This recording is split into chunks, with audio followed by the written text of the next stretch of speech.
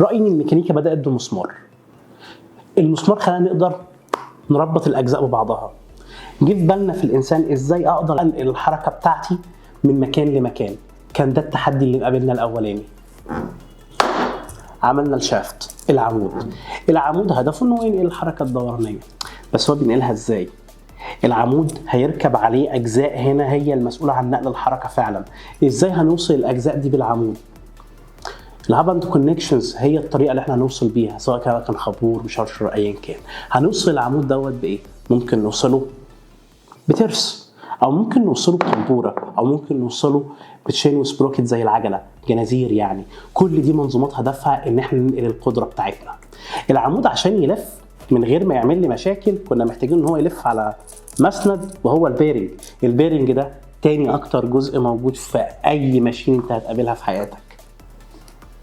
كل المنظومات دي كان هدفها نقل القدره، ولكن كلها كانت طرق ميكانيكيه، كانت محدوده جدا في كميه القدره اللي قادره تنقلها والمسافات اللي قادره تنقلها لها.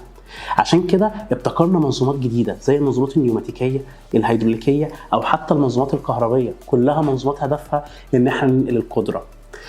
التحكم في القدره لما كبر بقى بيمثل لنا تشالنج. التشالنج ده الكهرباء قدمت لنا فيه حلول.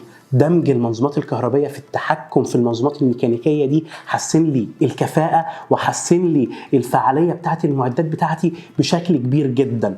بعد كده كان ازاي اصلا نقدر ان احنا من الاساس نولد الطاقه دي؟ ما هو مش معقول احنا نحرك كل حاجه بايدينا. فكان محركات الديزل او حتى مواتير الكهرباء او الاعتماد على الطبيعه زي الشلالات والشمس وخلافه من المنظومات اللي احنا نستعملها عشان نقدر تبقى مصدر الطاقه بتاعتنا ونولد الطاقه بتاعتنا. تنوع الحاجات دي كلها خلى الماشينز والمعدات معقده جدا، وهو ده اكبر تحدي بيقابلنا كمهندسين ميكانيكا. في دليل مهارات مهندس الصيانه انا هساعدك ان احنا نفكك كل المنظومات دي ونحدد ايه هي المهارات اللي احنا محتاجينها عشان نكون مهندسين صيانه فعالين وشطار في شغلنا فعلا. فتابعونا.